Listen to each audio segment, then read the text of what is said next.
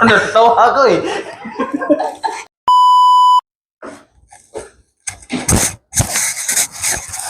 Oh guys, magandang hapon. Uy, mga bingi ba kayo? Uy!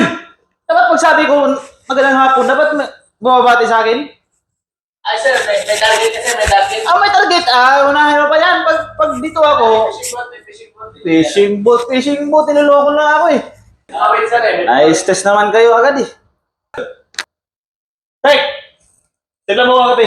Oy sir, sige sir. Kape, masahin mo ko. Masakit yung katawan ko kanina sa workout. Sige po. Ano sir, hard po? So? Soft lang. Ayaw ng hard. Okay.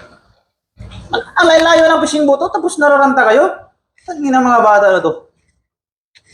Yung kape ko, sana! Ay, sige. Ah, pabagal-bagal naman na.